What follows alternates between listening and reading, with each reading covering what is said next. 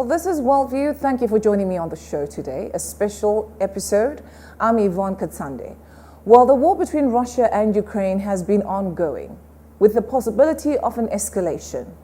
Many questions have been asked. Is this a proxy war? And if so, with what agenda? To serve what purpose? And who will be the people actually affected? But to help me answer more in detail today, I have a very special guest, and that is the Ambassador of Russia to South Africa, His Excellency Ilya Rogachev. Well, warm greetings and thank you so much for joining me today on Worldview. It's such a pleasure to have you. Good morning. Thank you. It's a pleasure to be with you. Thank you for making time. You know, these are very important times, if I may say. And the whole world has been watching closely what has been happening between Russia and Ukraine. You know, it all started off as a joke. We woke up one morning and things were happening. But now it has been ongoing, just like I said in my intro. An escalation, hopefully not, but with the possibility of an escalation. But I would want to know from you, Your Excellency, is this a proxy war? It definitely is. If you assess it from the point of view of relationship between Russia and NATO, Russia and United States, Russia and the so-called historical collective West, it is a proxy war.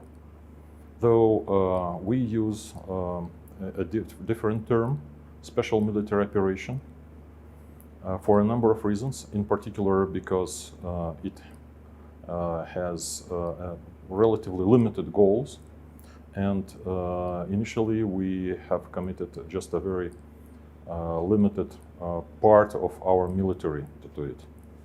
Well, things seem to be changing now, but still, from legal point of view, from other points of view, it is important. Internally, maybe it is more important than from the point of view of foreign policy of the Russian Federation. It is a limited special military operation. What really is the problem with NATO and Russia? Well, there are several problems, because mainstream media, if you watch and listen, the phrase that you catch, and it is really the most important line in misrepresenting, I would rather say, Russian actions, is that this Russian aggression against Ukraine is unprovoked and unjustified.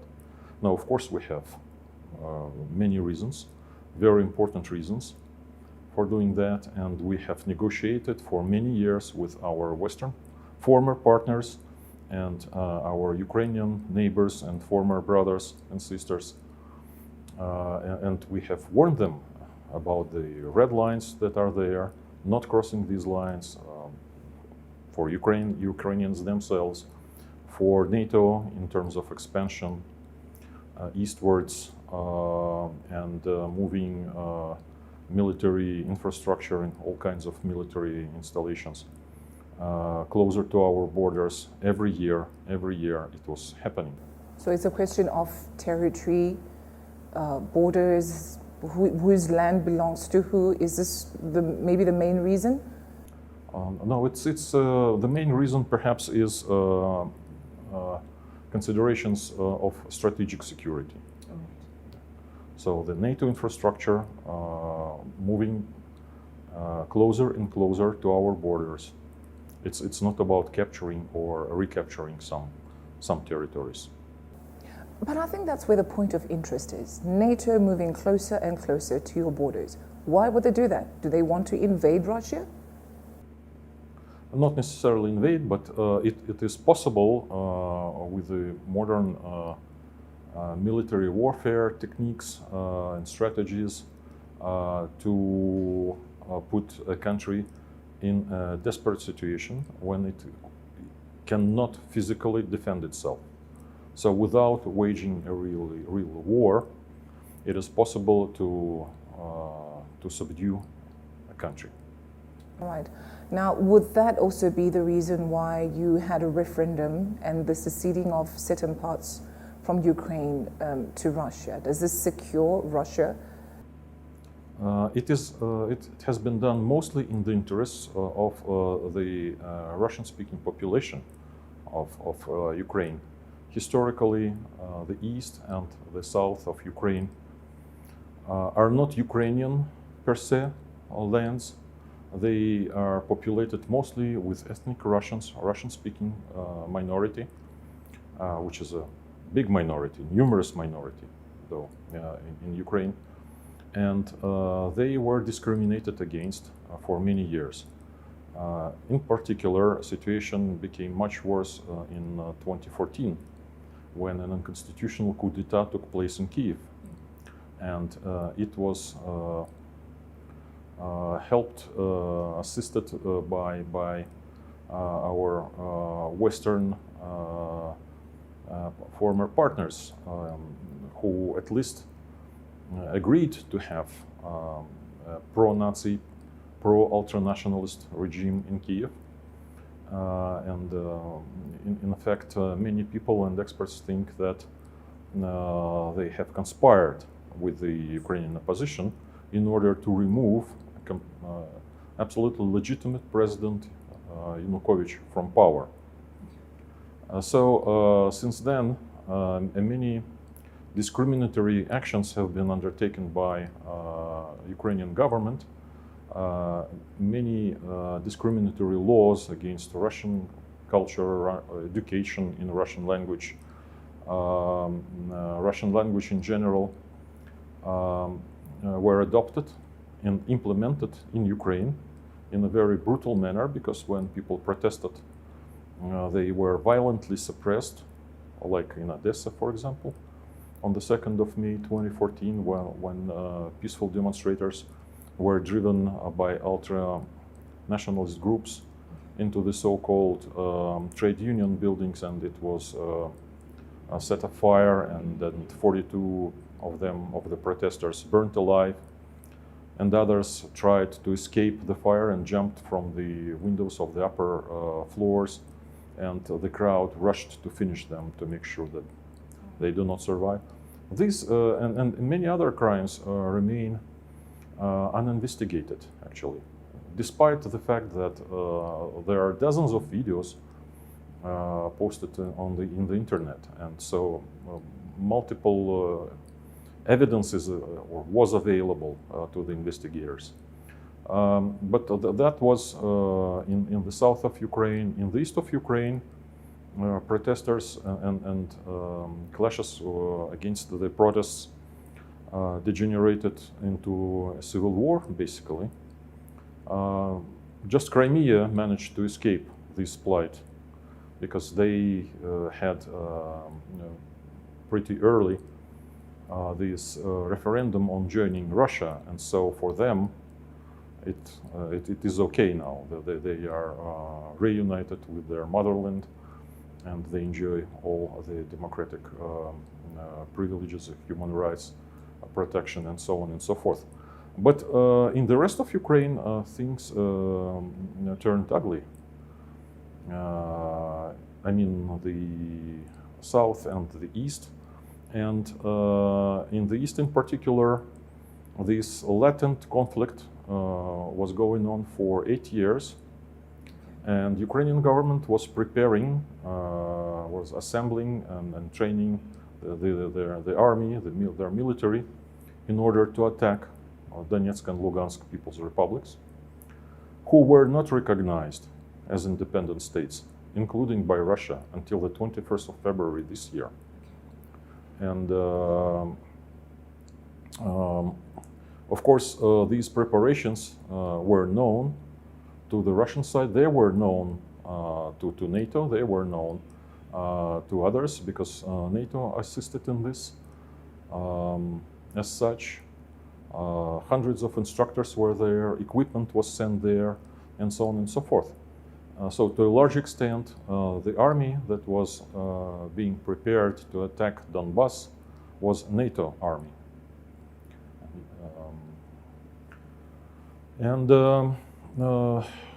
We, as the Russian Federation as a state, did everything we could in order to prevent this development.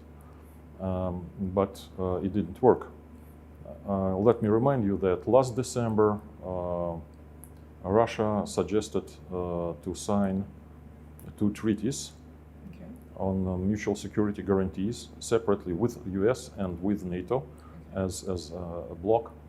It was in mid-December last year.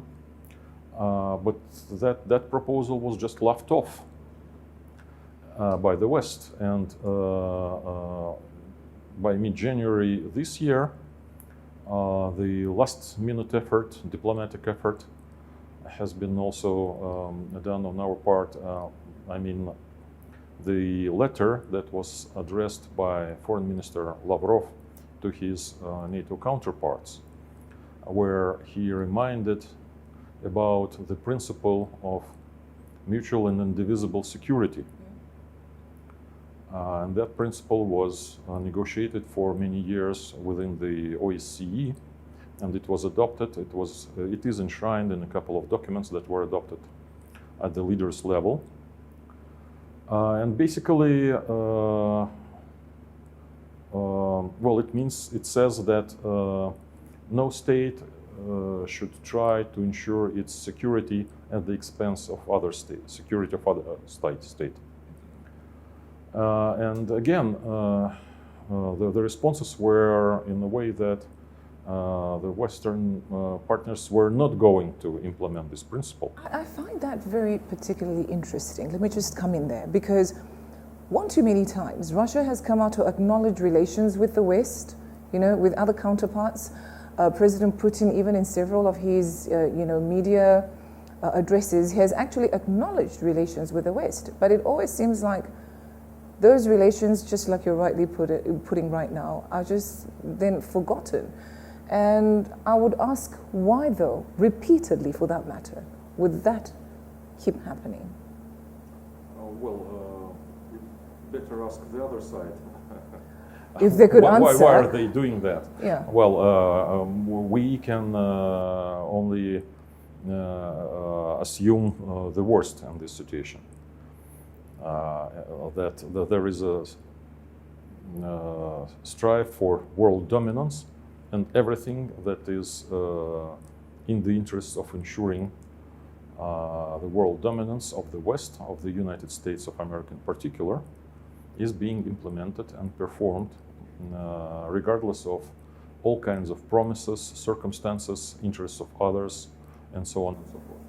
Now, would that be of any significance in relation to what we're seeing in terms of aligning of the nations? How do I mean?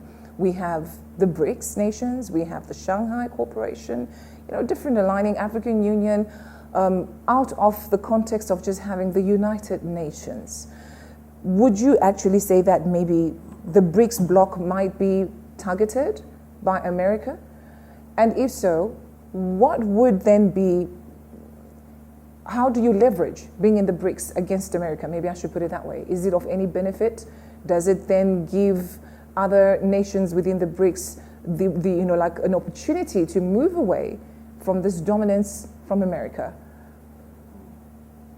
Well, the BRICS as an entity itself is also targeted. But I would emphasize rather than the primary targets are individual member states like Russia, China, and other BRICS members, of course, as well. And your featuring powers within the United Nations? Yeah, primarily because the feature of BRICS members is that they have the capacity, they have political will, they have economic foundation to make sovereign and independent decisions about how they want to develop internally and what would their policies be globally on international arena. And this is not acceptable to a number of states. We warned our Ukrainian neighbors for a number of years about not crossing these red lines, and we told them about that it is absolutely necessary to stop the conflict in Donbass in particular, and stop what we call genocide against the Russian-speaking population there. As you know, even my counterpart here, Ukrainian ambassador in South Africa, she likes to mention that 12 to 14,000 civilians were killed in Donbass in these 8 years. But she omits usually who killed these people. Yeah. They were not killing each other, apparently. Who killed them? Well, who killed them? Well, Putin did, no? No. Who killed them? 14,000 people died in this conflict. They tried to remain themselves, to speak Russian, to have their kids going to the Russian-speaking schools because they speak Russian in their families and so on and so forth. But Ukrainian military were bombing and shelling almost on a daily basis the two republics. And no mainstream media basically reported that. You couldn't have a broadcast about governmental forces or pro-Nazi formations like Azov, Kraken, and others, shelling Donetsk, Lugansk, and other populated areas in the east. But so it was pretty much foreseeable that sooner or later Russian military will have to intervene in order to protect these people. And we warned Ukrainians. I mean, on the Russian political talk shows, it was almost every evening that Ukrainian hosts were told, the West will fight Russia till the last Ukrainian soldier. And this is exactly what's going on now. Because any assistance that Ukraine is receiving just serves one purpose, to prolong the conflict. Yeah.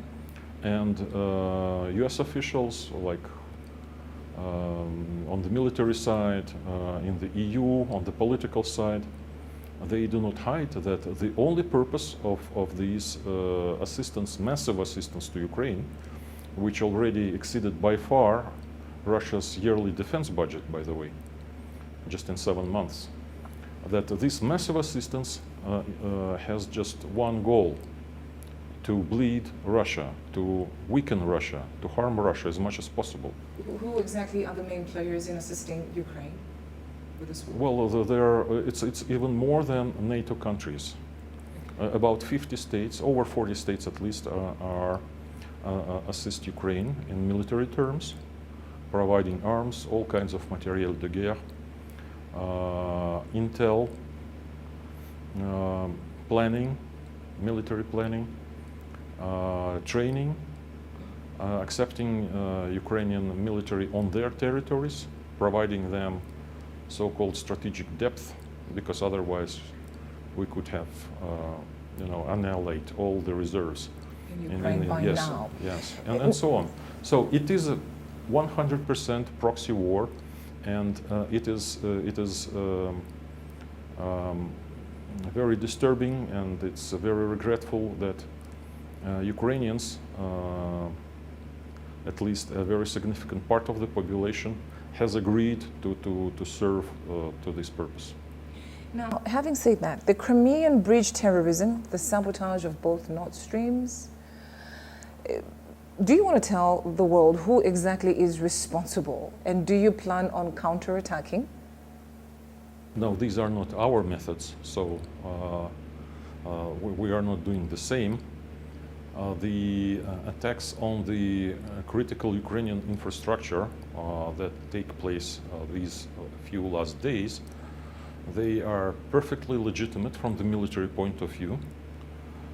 Energy infrastructure, transport infrastructure, it is a very important part of military planning, of military operations, so it can be taken out, and it will be taken out. But terrorist actions, such like killing some journalists, some politicians, like attempt apparently that was aimed at Russian political expert and philosopher Alexander Dugin, but which ended by tragically killing his young daughter, journalist Darya Dugina. These are not the methods of the Russian special services and of the Russian military. And we will not respond by the same token, by the same methods as sabotaging pipelines and so on. I mean, it is very clear whose interests such actions serve, who is gaining economically, first of all, who had interests of other sorts in weakening Europe, weakening industrially, first of all, Germany, tying Europe closer to United States, to strengthening the so-called transatlantic ties, depriving Europe of this nascent capacity to take sovereign independent decisions in their national interests. So it is very clear who is behind it. Who is it? We will tell. We will tell when time is ripe for that. We have established. But as far as you are concerned, yes, you know who the perpetrator is. You know that there is a joke now in the Russian segment of internet with Swedish investigators investigating the sabotage on the pipelines, and according to what I have read, refusing to cooperate with the German investigators for some reason. Maybe because Germans may be objectively interested in knowing the truth about this episode. But Russian internet adapted a situation from an old tale by, if I'm not mistaken, by Hans Christian Andersen, the Snow Queen, to this. And so in this tale, a little boy is tasked to put a word from a pieces of ice in order to be released by the Snow Queen, which captured him. And so Russians make this joke about Swedish investigators, that they have these three letters of ice, U, S, and A, and they have to compose the word Russia with it. Out of the USA. But I also found it particularly interesting. I don't know how Russia received this, that in as much as there's an investigation going on into the sabotage of the Nord Stream, that Russia was not allowed to be part of the investigation? Yes, exactly. Does that make sense, though? I don't understand that. It does make sense, because the investigation is supposed to go into a certain direction. It is supposed to yield certain predetermined, very well predetermined results. Just like 8 years ago, Boeing was shut down when there was a period of relatively intense fighting between Donetsk and Lugansk and the rest, and the Ukrainian military. And over this southern part of Ukraine,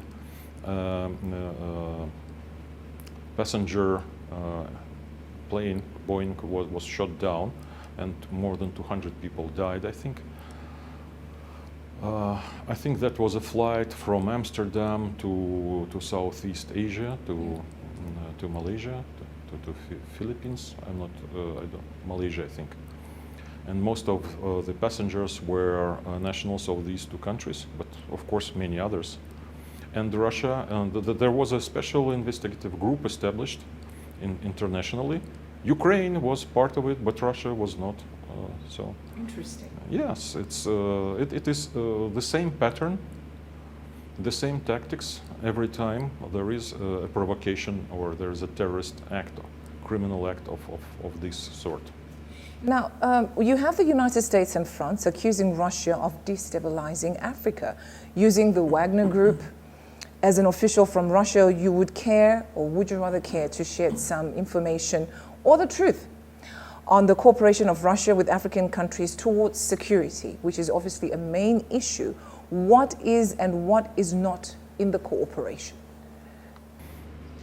Well, In order to understand better that situation and to understand my answer, it is necessary to have basic, fundamental understanding of Western interests in Africa and of Russian interests in Africa. What are the Russian interests in Africa? And we are not interested in exploiting African resources. We have everything ourselves. We are interested in cooperation. We have a lot to offer. We can talk about it later on. But we never had a colony in Africa. And to the contrary from those who accuse us now of what you have mentioned, we are not interested in destabilizing African countries. We are not interested in African countries having change of the governments and of leaders one after another in illegal or at least unregulated way, and not without having elections. We are not interested in any kind of social unrest in any of African countries. You should understand whose interests it serves. That was the pattern how colonial rule was established in Africa, and to a large extent neo-colonial rule uses neo-colonialists, they are eager to use the same methods, more or less the same. So what Russia is interested in is in bringing stability to the countries that are not so stable, and to have long-term cooperation on mutually beneficial terms. And we are really looking forward to having big projects together as both sides can profit and benefit from this very, very much. So Wagner Group is an extension or an arm of in implementation of such interests. And I do not have to tell you the stories of Mali and others, Central African Republic, how Wagner Group helped to stabilize the situation in these countries. So it is quite the opposite to what we're being accused of. Okay, I would like to give an example of what we're seeing in Burkina Faso. So Burkina Faso protesters were out on the streets with placards saying yes to Russia and France, and all of them should go out. I found that also one interesting highlight, that it is now something that they do openly. Before it wasn't like that. But we're seeing Burkina Faso. Are we most likely going to see other African countries follow suit? I don't know. If the population is interested in it, they may do the same. We are not instigating it. But I think that Russia, for many people now, associates with the stability of political regime, due in particular to one person, President Vladimir Putin. And in particular, in African countries, people like that. All right, now what do you have to offer to the Global South in terms of energy, security, and industries? Well, we can offer everything of those: energy, security, and mutually beneficial cooperation in different areas of industrial production, in particular because being sanctioned by at least 10,000 of different individual sanctioning measures, we need in particular to substitute the products that we used to import by our domestic production. And we're looking for cooperation in many areas. I mean, the diversity of the products in the modern world is such that it does make sense to have some kind of division of labor. It is very difficult for one country to produce everything it needs. How do you define security? How do you define security? When we say offering security, how do you define that? Well, it depends. This is individual, really. Because yes, stability in a sense is already a very important prerequisite for security. Okay, now I would like to delve a little bit into the issue of energy. So There's a so-called energy crisis, and the reason why I say so-called, it's a hoax, as far as I'm concerned, and my knowledge is, a journalist. The climate hoax, the whole green energy hoax. Do you support it as a state? Support what? Exactly? Supporting the global climate change agenda that is being pushed right now by the World Economic Forum. America has been pushing for that. Well, we have a somewhat different view from what the mainstream media translate in the West and here in South Africa in particular. But yes, we do our best to develop the so-called green energy, to use alternative sources of energy, in particular nuclear, which is a very important element in the so-called energy mix, in the basic generation of energy in Russia, as it is very reliable, it is cheap, and it is green, as even European Commission has acknowledged it this year, in May or in June or so, I don't remember exactly. And we are major exporter of all carbonates. Is this the word? So those who are interested can make trade with Russia in these areas, and we have enormous reserves of natural gas and of oil, and we can trade in this and then supply. We do supply not just several countries in the world, not just a region, but many consumers all over the world with these products, and so we can expand it. Now, can I take you, Ambassador Ilya, back to the issue of COVID-19?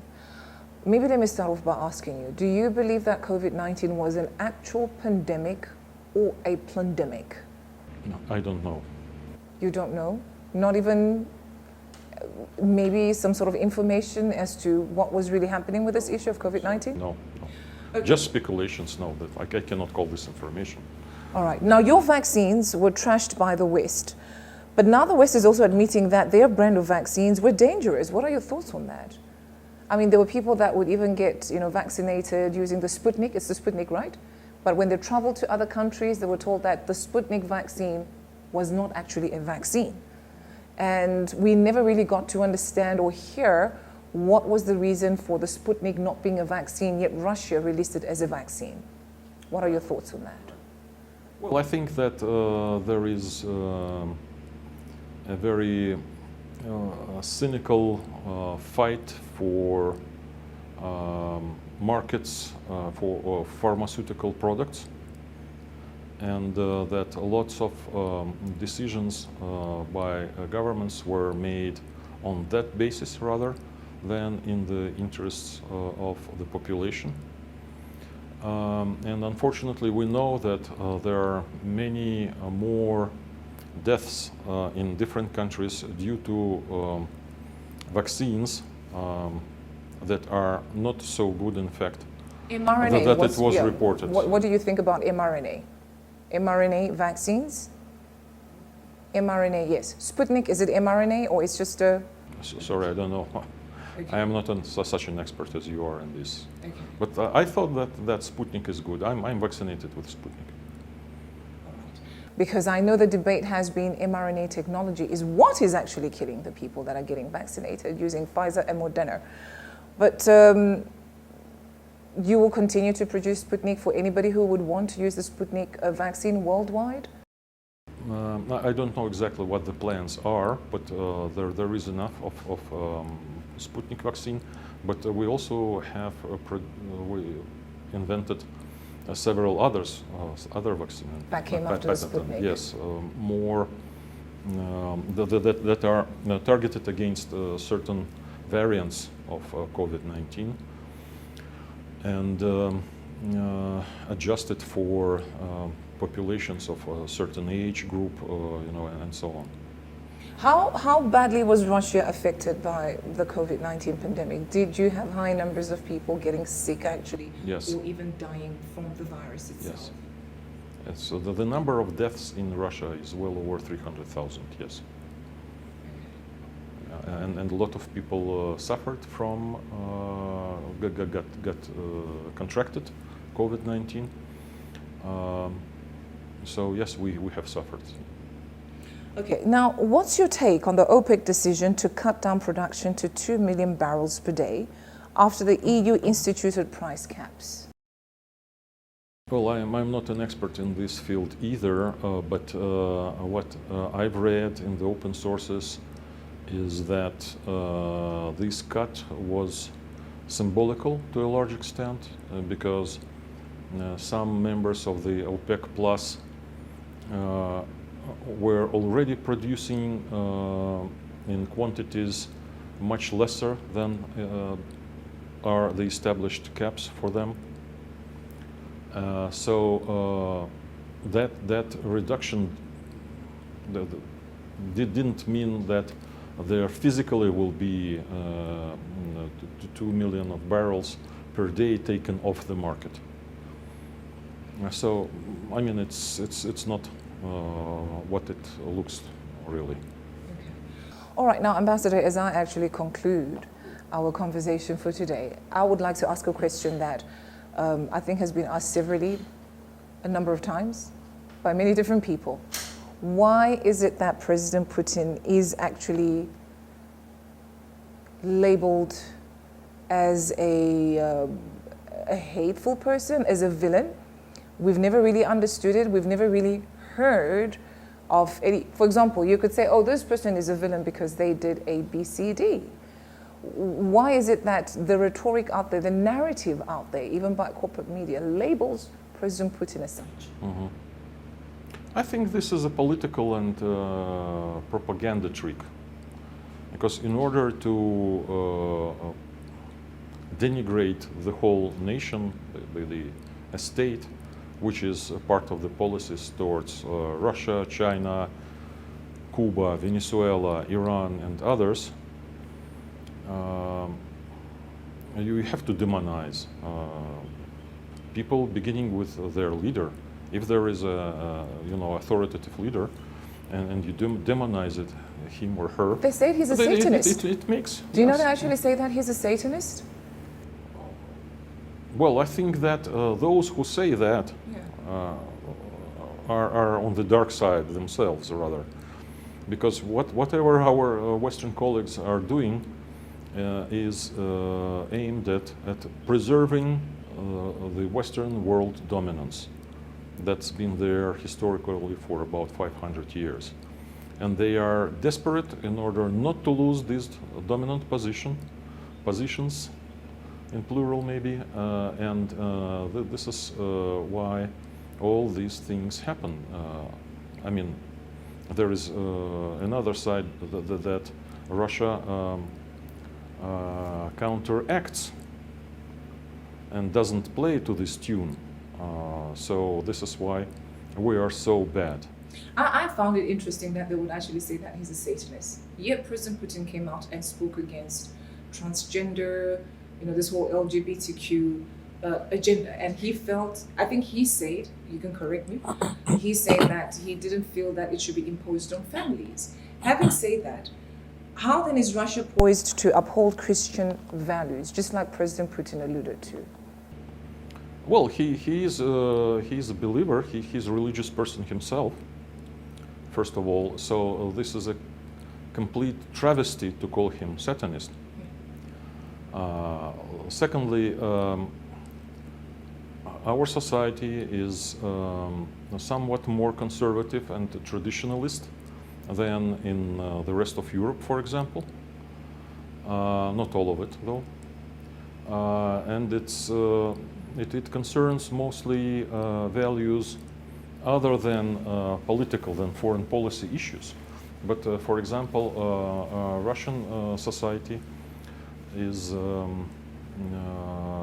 much more in favor of preserving what is now often labeled as conservative values, like traditional family, not single-sex, same-sex families, but like the a lot of- traditional yes. Judeo family values that Yes, we've right. always heard. We wouldn't want to see our children calling us not Mom. mom and dad, but parent number one, parent number two, and so on.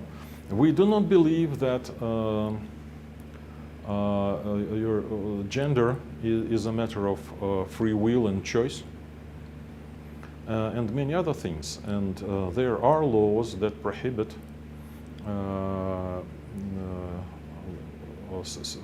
gay propaganda in particular in public places like schools and others. So, I mean, it is, these freedoms are not suppressed really, but public display in certain places is prohibited in Russia. But overall, in our attitudes, we were closer actually, Russian Orthodoxy is closer to Islam. And it's not surprisingly that more and more Muslim states support Russia in this struggle. States. Yes. And we have important foreign policy initiatives aimed at advancing or at least at preserving the so-called traditional values in the United Nations, in the UN Human Rights Council, and in other places. And they gain massive support from different countries, from different quarters of the world, but not from the Western. But what is Russia's take when it comes to the Church of Jesus Christ? Preaching the gospel freely, allowing people to worship freely. As a matter of internal policy of the Russian Federation, we do not single out Christianity. There are so-called traditional religions that enjoy equal rights in Russia, and they coincide mostly in the defense of traditional values that we have already spoken about. And this is the common platform for peaceful coexistence of different confessions in Russia and the different ethnic groups that belong to different confessions. So this is the platform for religious peace in Russia. In general, the traditional religions are under attack, to my mind, because all these traditional values that are brought to people, taught to people by be it Christianity or Islam or Judaism or Buddhism, they run contrary to the so-called modern common values that are being imposed by a relative minority in the world as global values. And they are not in effect. But they stand on the way of global elites to run the world unhampered. Because if a person can be persuaded that historical background of his people doesn't matter, that it doesn't matter what is your ethnicity, that it doesn't matter where the graves of your ancestors are, what they stood for, what they fought for, that even, you know, a gender is a matter of your choice and free will, then figuratively speaking, people simply lose the understanding of who they are and where they belong, what is their place in this world, and what they should be doing, what they should be not doing. And it's just easier to rule, to govern in this world. So history is a very important part of education in the Russian Federation, and we in particular we emphasize this nowadays with regard to our military history, to all the wars that we had to withstand in order to defend our country and to defend the way we would like to live. All right, now in my closing question, Ambassador, so in relation to religion, like you've just explained to me, what comes into your mind when somebody says either the power of your mind or light up your world? The power of your mind or? Light up your world. Sorry, I didn't get it. Light up your world. So in reference to religion, what comes to your mind when I say light up your world? I have to think about it. Thank you very much. Thank you.